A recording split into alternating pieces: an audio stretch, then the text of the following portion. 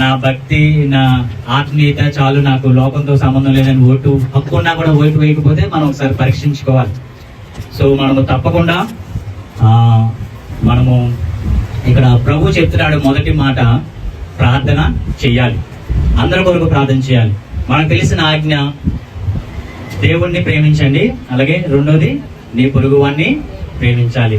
మనం దేవుణ్ణి ప్రేమిస్తున్నామని చెప్పి దేవుడికి ఆరాధన చేసుకుంటూ మన తోటి వారిని, మన పక్కనున్న వారిని, మన పొరుగు వారిని, సమాజంలో ఉన్న వారిని మనం పట్టించుకోకపోతే ఎలా? రెండు ఆజ్ఞ మనము పాటించలేనట్లే. సో పొరుగు వాడిని దేవుడు ఎప్పుడైతే ప్రేమించుకున్నాడో ఆ పొరుగువాడు ఎవరు? మన పక్కన ఉన్న వాళ్ళు, మన సంఘంలో బయట ఉన్న వాళ్ళు, మన సమాజంలో ఉన్న వాళ్ళు, వారందరి కోసం మనం పట్టించుకోవాలి. వారందరూ క్షేమం కొరకు మనం ప్రార్థన చేయాలి. సో దేవుడిని ప్రేమించే అదే హృదయంతో మనము దేవుడిచ్చిన ప్రజలను కూడా మనం ప్రేమించాలి, వారి కొరకు ప్రార్థన చేయాలి. ఆ ప్రార్థన వాక్యం సెలవిస్తుంది. మనం ఏ విధంగా ప్రార్థన చేయాలంట? దేవా, నీ చిత్త ప్రకారమైన ప్రభుత్వం రావాలి. రోమపత్రిక 13వ అధ్యాయంలో ఉంటుంది. రోమపత్రిక 13వ అధ్యాయంలో నేను చదివేస్తాను.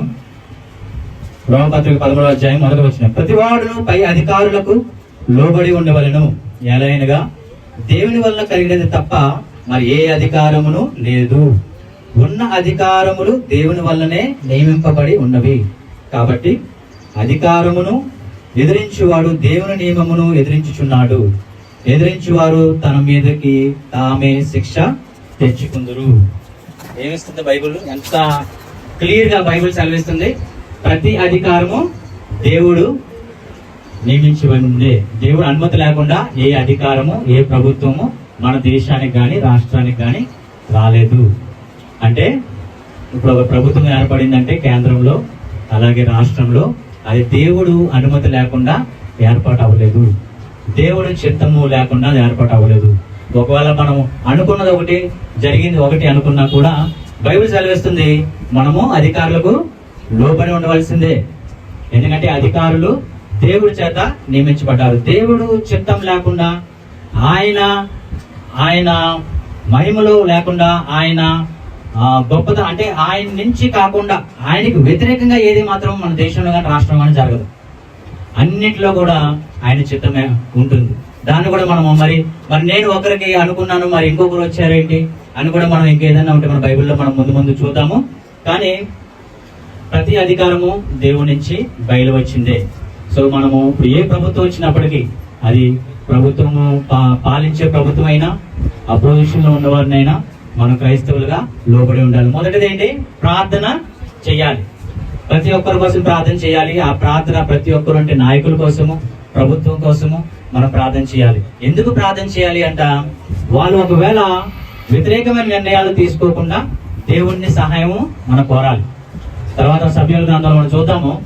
తర్వాత ఏదైనా కూడా మనము సిద్ధపాటు కలిగి ఉండాలి. ఒకటి, ఇప్పుడు మనము ఒకవేళ క్రైస్తవులకు వ్యతిరేకంగా ఒక ప్రభుత్వం వచ్చింది అనుకోండి, మనం ప్రార్థన చేసినప్పుడు ఏమవుతుందంటే వాళ్ళు క్రైస్తవులకు వ్యతిరేకంగా నిర్ణయాలు తీసుకోకుండా దేవుడు ఏం చేయగలడు? ఆపగలడు, ప్రభావం చేయగలడు.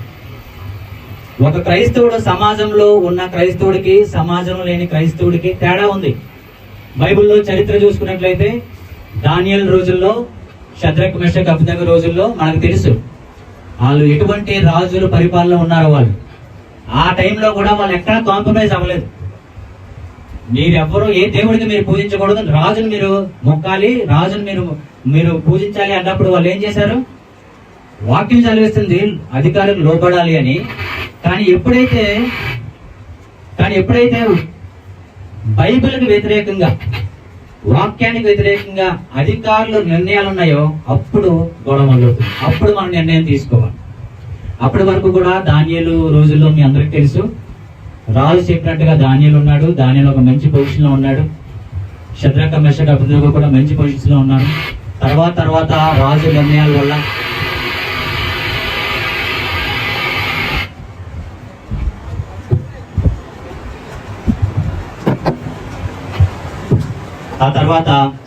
ఆ రాజుగారి నిర్ణయాల వల్ల ఏం చేశారు? వాళ్ళు కాంప్రమైజ్ అయిపోయారా? కాంప్రమైజ్ అవ్వలేదు. వాళ్ళు రాజు కింద ఉన్నప్పటికీ, వేరే దేశంలో వాళ్ళు పరిపాలన చేస్తున్నప్పటికీ వాళ్ళు ప్రార్థన చేస్తూనే ఉన్నారు. వాళ్ళ తర్వాత ఏమైందంటే, మీరు ప్రార్థన యెహోవాకు చేయకూడదు, రాజుకు మొక్కాలన్నప్పుడు వాళ్ళు తెగించేశారు. వాళ్ళు నిలబడ్డారు. వాళ్ళు ఏ విధంగా నిలబడ్డారంటే, మా దేవుని తప్ప మేము ఎవరికి మొక్కము, మా దేవుని తప్ప మేము ఎవరికి సేవించము అని చెప్పారు. కానీ తర్వాత దేవుడు వాళ్ళు వదిలిపెట్టేశాడా? ఒక మంచి పొజిషన్లో ఉన్నారు, చక్కని పరిపాలన అందించారు, ఒక మాదిరికరమైన జీవితాలు వారు జీవించారు. అలాగే మిషనరీ జీవితాలు మనం చూసినప్పుడు మన దేశంలో కానీ ఎన్ని ఎడ్యుకేషన్స్, హాస్పిటల్స్ ఎంత ప్రేమగా వాళ్ళు అవి స్థాపించారు. నిన్ను వలని పొరుగు అని ప్రేమించని ఆజ్ఞని వారు తీసుకుని ఏం చేశారు? వారు దేవుని ప్రేమని మన భారతదేశంలో కనపరిచారు. అవి మనం మర్చిపోకూడదు. మనము వాక్యము చదువుతాము, బైబిల్ చదువుతాము, కీర్తనలు పాడతాము, దేవుని స్తుతిస్తాము, అది ఒక భాగము.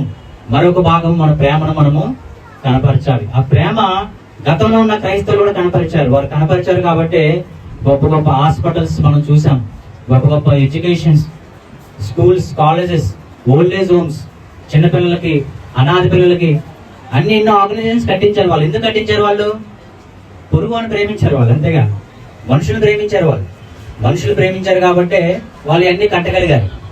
వాక్యాన్ని బోధించడం మాత్రమే కాదు, వాక్యాన్ని క్రియల్లో పెట్టారు. మొదటిగా ప్రార్థన, తర్వాత ప్రాక్టీస్.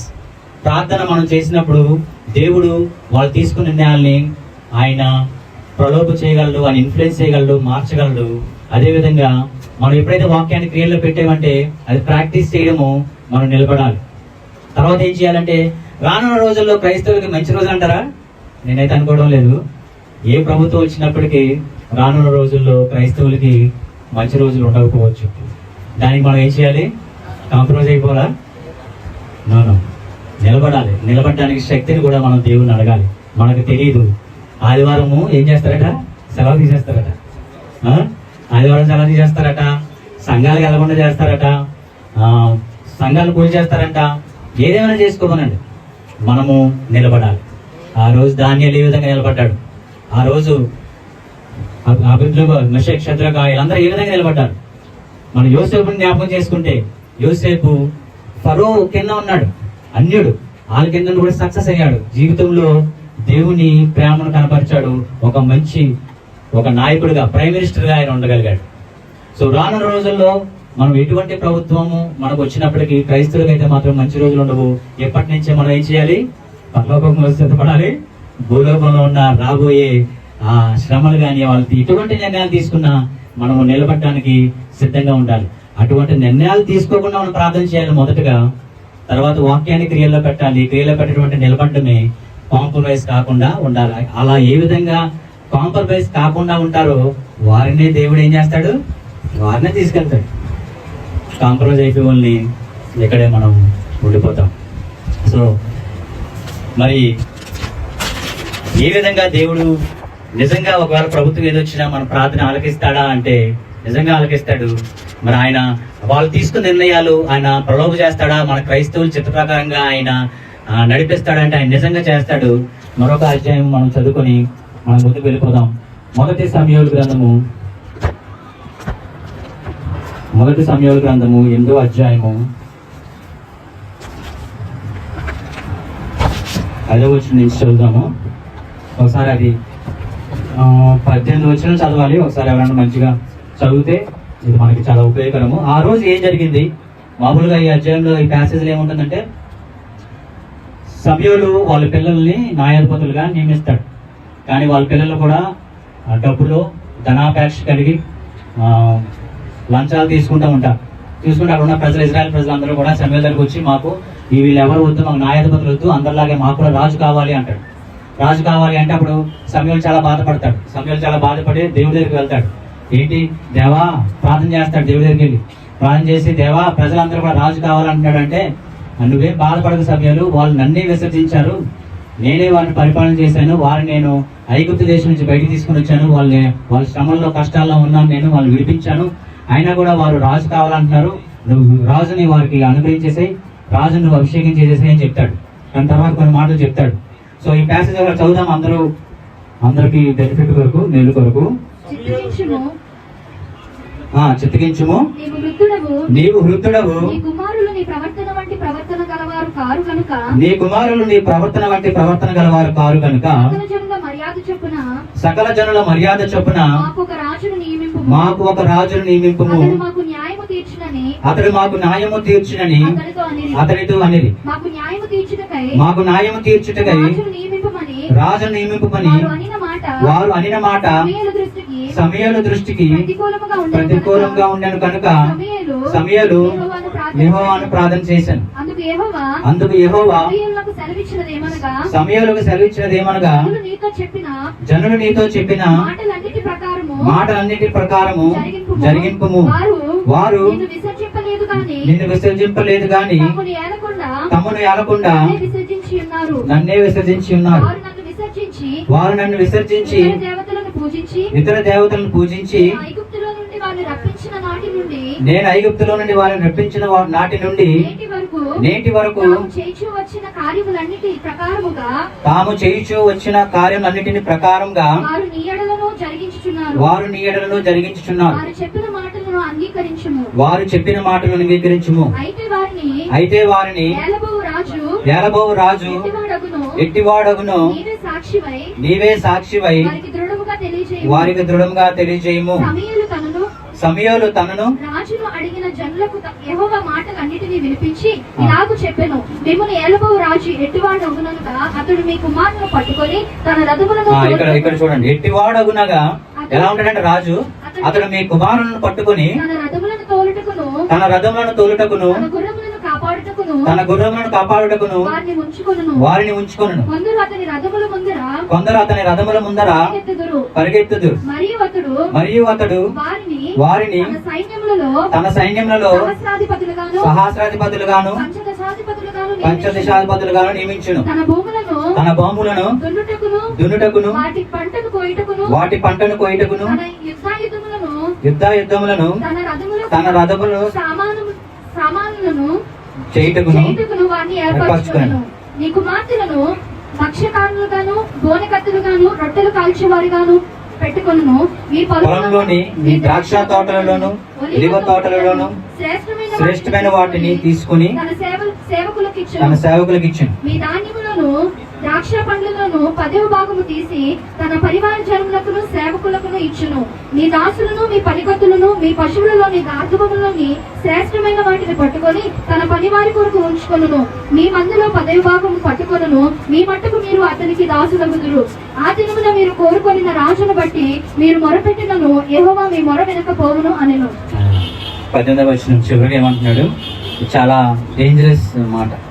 ఆ దినమున మీరు కోరుకునిన రాజును బట్టి మీరు మొరపెట్టినను యెహోవా మీ మొర వెనక పోవునెను.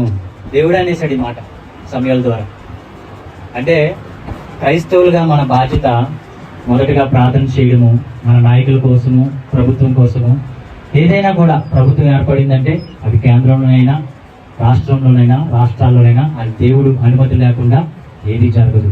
మన దేవుడు సౌరభౌమ అధికారులు, సోవరెన్ గాడ్, ఆయన చిత్తం లేకుండా ఏది జరగదు. అలాంటిది మరి ప్రభుత్వం ఏర్పడిందంటే ఎందుకనో దేవుడు అది అనుమతించాడు. సో మనము క్రైస్తవులుగా మనము ప్రార్థించాలి. వారు తీసుకున్న నిర్ణయాల గురించి ప్రార్థన చేయాలి. క్రైస్తవులకి అనుకూలంగా ఉండేటట్టుగా ప్రార్థన చేయాలి. దేవుడు ఒకవేళ ఆ నిర్ణయం మన కోసమే, మన మేలు కొరకే, మన విశ్వాసాన్ని పరీక్షించడం కొరకే అయితే దాని కొరకు కూడా మనం ఏం చేయాలి? నిలబడాలి, సిద్ధంగా ఉండాలి. అది వాక్యం ద్వారా మనం ప్రాక్టీస్ చేయాలి. ప్రార్థించుట, వాక్యము ప్రాక్టీస్ చేయుట, తర్వాత నిలబడుట. సో ఈ లోకంలో సమాజంలో మనం ఉన్నందుకు ప్రార్థన, వాక్యము, ఆరాధనతో పాటు మన సమాజంలో కూడా ఒక భాగమై ఉన్నాము. మనం తప్పకుండా నీ పొరుగువాన్ని దేవుడు ప్రేమించమన్నాడు, అధికారుల కోసం ప్రార్థన చేయమన్నాడు.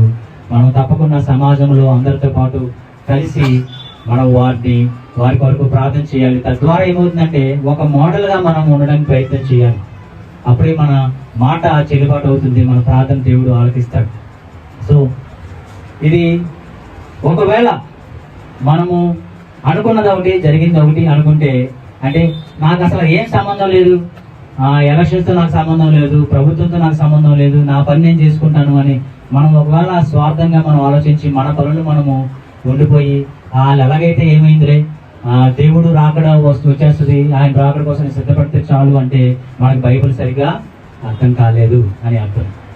ఎందుకనగా దేవుడు రాజ్యం రాబోతుంది. మనం ఆ దేవుని రాజ్యం కోసం మనం సిద్ధపడాలి, స్థిరంగా ఉండాలి. ఆ రాజ్యము రాబోయే టైంకి మనము దేవుడు మనకి ఈ జాబ్ ఇచ్చాడు కాబట్టి, ఈ కర్తవ్యం మనం చేయాలి కాబట్టి, ఆయన వాక్యాన్ని మనం క్రియలో పెట్టాలి కాబట్టి, తప్పకుండా ఆ రాజ్యం కొరకు మనం సిద్ధంగా ఉండాలి. అంటే మనం రెస్పెక్ట్ఫుల్గా ఒక డిగ్నిఫైడ్ లైఫ్, మనము ఒక మంచి లైఫ్ మనం ఈ భూమి మీద మనము జీవించాలి అంటే మనకిచ్చిన బాధ్యతలు వాక్యంలో చెప్తున్నవి మన క్రియల్లో పెట్టాలి. లేకపోతే మన ఫండమెంటల్ రైట్స్ పోతాయి, మన సివిల్ రైట్స్ పోతాయి. సెక్యులర్ అంటారు, అంటే ఎవరైనా ఏ దేవుడినైనా నమ్మొచ్చు, అది భారతదేశంలో ఉన్నది. అలాంటిది మన రైట్స్ని తీసేసుకుంటే దాని కొరకు మనం ప్రార్థన చేయాలి, ప్రార్థన పూర్వకంగా మన పోరాటము చేయాలి. అందు నిమిత్తం మనము నిలబడాలి. బైబిల్లో అందరూ నిలబడ్డారు. మోషే కూడా ఏం చేశాడు? బయటికి వచ్చేసి ఒక గొప్ప నాయకుడిగా దేవుడు నడిపించాడు. సో చరిత్ర చూసుకున్నప్పుడు కూడా క్రైస్తవులు ఎక్కడ కూడా కాంప్రమైజ్ అవ్వలేదు. మనం కాంప్రమైజ్ అవ్వాల్సిన పని కూడా లేదు.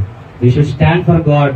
దేవుడు అలాంటి పరిస్థితి తీసుకొని వస్తే మనం తప్పకుండా నిలబడాలంటే మనకి శక్తి కావాలి కదా. మనం భయపడకుండా దేవుడు మనకి ఏం చేయాలి? విశ్వాసంలో ఆయన మనల్ని నింపాలి. విశ్వాసంలో మనకి భయం లేకుండా చేయాలి. తద్వారా మనము నిలబడగలిగే శక్తి మనం పొందుకున్నప్పుడు రానున్న రోజుల్లో ఎప్పుడు దేవుడు వస్తాడో దానికి మనం సిద్ధంగా ఉంటాము. ఆయన రాకడికి మనము ఎదురు చూస్తూ ఈ లోకంలోనే సిద్ధపడుతూ ముందుకు సాగిపోవాలి. సో మనం ఈ 3 విషయాలు మనం గుర్తుపెట్టుకుందాం. ప్రార్థించుట, క్రియల్లో పెట్టుట, నిలబడుట. బాగుందా? ప్రార్థించుట, క్రియలు పెట్టుట. ప్రార్థించుట అధికారులు అందరి కోసం ప్రార్థన చేయడము, ప్రభుత్వం కోసం ప్రార్థన చేయడము. ఒకవేళ మనం నచ్చిన వారు ఒక అపోజిషన్లు ఉంటే వారి కొరకు కూడా ప్రార్థన చేయడం. అలజడులు ఎక్కువైపోయినాయి, గొడవలు ఎక్కువైపోయినాయి. ఇళ్లలోకి వెళ్ళి కొట్టేస్తున్నారు, తగలబెట్టేస్తున్నారు, కార్లు అద్దాలు బాగా కొట్టేస్తున్నారు, కార్లు నాశనం చేస్తున్నారు. ఏంటి ఇవన్నీ కూడా ఇక్కడ సమయ గ్రంథంలో అంటున్నాడు. ఒకవేళ కానీ ప్రజలు వాళ్ళు స్వార్థపూరితంగా ఒకవేళ ఎన్నుకున్నట్లయితే ఇలాంటివి కూడా జరగవచ్చు. సో పోనీ ఇప్పుడు మన ప్రభుత్వం ఏ విధంగా ఉండాలి అంటే రోమపత్రిక 13వ అధ్యాయంలో ఏముంది? వాళ్ళు న్యాయంగా పరిపాలన చేయాలి, న్యాయపూరితంగా పరిపాలన చేయాలి. రివెంజ్ పాలిటిక్స్ ఉండకూడదు. మనకి రివెంజ్ పాలిటిక్స్ కోసం మనం ఎన్నుకున్నాం ప్రభుత్వాన్ని, డెవలప్మెంట్ కోసం ఎన్నుకున్నాం. మన భవిష్యత్తు, మన పిల్లల భవిష్యత్తు బాగుండాలని ఎన్నుకున్నాం మనం. అలా ఎన్నుకున్నప్పుడు వాళ్ళు ఏం చేయాలి? గత ప్రభుత్వం ఏం చేశారో వాళ్ళు ఐ మనసులో పెట్టుకొని ఇష్టానుసారంగా చేస్తే ఎలా? అప్పుడు నెక్స్ట్ టైం ఇంకో ప్రభుత్వం చూడ అదే కదా చేస్తారు. ఇప్పుడు ఏమంటున్నారంటే మన ఏపీ బీహార్ అయిపోయింది అంటున్నారు. ఎంత స్థితికి వచ్చేసారు మనం అసలు. అలా మన ఏపీ అంటే చాలా సౌమ్యంగా, ఏ గొడవ లేకుండా ప్రశాంతంగా ఉండే మన రాష్ట్రం అలాంటిది ఏ విధంగా అయిపోయింది? మనసులో పెట్టుకొని వాళ్ళు ఇలా చేశారు, వాళ్ళు మనం ఎక్కువ చేసాం. ఇవన్నీ మనం ఏం చేయలేకపోవచ్చు. కానీ మన ఇంట్లో ఉండి మనము ఏం చేయగలం? ప్రార్థన చేయగలం. ప్రార్థన ఏం చేస్తుందంటే దేవుడు ఒకవేళ లోపాలున్న తప్పులు చేసినా కూడా దేవుడు క్షమించి అటువంటి పరిస్థితుల నుంచి మనం విడుదల చేస్తాడు. మన ప్రభుత్వాలు న్యాయం చేసేదిగా ఉండాలి, క్షేమంగా శాంతి భద్రతలను కాపాడే విధంగా ఉండాలి. అవి కానీ కోల్పోతూ ఉంటే మాత్రం మనం ముందుగా ప్రతి సంఘంలో అలాగే మన కుటుంబాల్లో ప్రతిరోజు మనం చేసే ప్రార్థనలు తప్పకుండా ఈ అంశం ఉండాలి. అధికారుల కోసం ప్రార్థన చేయాలి, ప్రభుత్వం కోసం ప్రార్థన చేయాలి. వాళ్ళు మీ చిత్త ప్రకారం నిర్ణయాలు తీసుకునేలాగా అని చెప్పి మనం తప్పకుండా మన వ్యక్తిగత ప్రార్థనలు కూడా ఈ ప్రార్థన మనం చేసినప్పుడు దేవుడు ఆలకిస్తాడు. ఆయన మనం గణపరుస్తాడు. మన రాష్ట్రాన్ని కూడా నెమ్మదితో ఆయన ముందుకు తీసుకుని వెళ్తాడు. అదేవిధంగా రెండోది క్రియల్లో పెట్టడము, వాక్యాన్ని క్రియల్లో పెట్టడము. ఆ రోజు గొప్ప గొప్ప నాయకులు మోషే గాని, యోసేపు గాని, దానియేలు గాని, వీళ్ళందరూ కూడా ఏ విధంగా వాళ్ళు క్రియలో పెట్టారో మనం కూడా అదే మాదిరిగా వాక్యాన్ని క్రియలో పెట్టుట. మూడోది సిద్ధపడుట, నిలబడుట. సో మనము వాక్యాన్ని క్రియలో పెట్టడము, అవసరమైతే మనకు వ్యతిరేకంగా ఏమైనా నిర్ణయాలు తీసుకుంటే మనం ఏం చేయాలి? నిలబడాలి. నో కాంప్రమైజ్ అవ్వడానికి వీలు లేదు. లేదా నువ్వు క్రైస్తవుడు అని చెప్పుకుంటే నీకు అది తీసేస్తానంటే ఎస్ తీసేసుకోండి, కానీ నేను మాత్రం దేవుడిని మొక్కుతాను. నా దేవుడే రాజులకు రాజు, ఆయన మాత్రమే, నేను ఆయన కోరిక నేను నిలబడతానని. వాళ్ళు దేవుడు లేని వారి కోసం నిలబడుతున్నారు అలా కదా. వాళ్ళ రాజ్యం వ్యాప్తి కోసం నిలబడుతున్నారు. నిజమైన దేవుడు, రాజులకు రాజు, సృష్టికర్త, ఆయన కోసం మనం అలా నిలబడాలి. ఎస్ మనం నిలబడదాము. రోజులు అనుకున్నంతగా క్షేమకరంగా ఉండకపోవచ్చు, వెంటనే కాకపోవచ్చు. రానున్న 5 సంవత్సరాలు ఎలా ఉంటాయి మనకు తెలియదు. But we need to stand, we need not to compromise. మనం కాంప్రమైజ్ అవ్వడం వీల్లేదు. దేవుని పిల్లలుగా మనం నిలబడాలి. అలాగే దేవుని రాజ్యం కొరకు మనం సిద్ధపడుతూ ముందుకు సాగిపోవాలి. ప్రేయర్ ప్రాక్టీస్, మూడోది ప్రిపేర్. మనం బీ ప్రిపేర్డ్, ఇంగ్లీష్లో prayer, practice, prepare. Prepare to stand for God.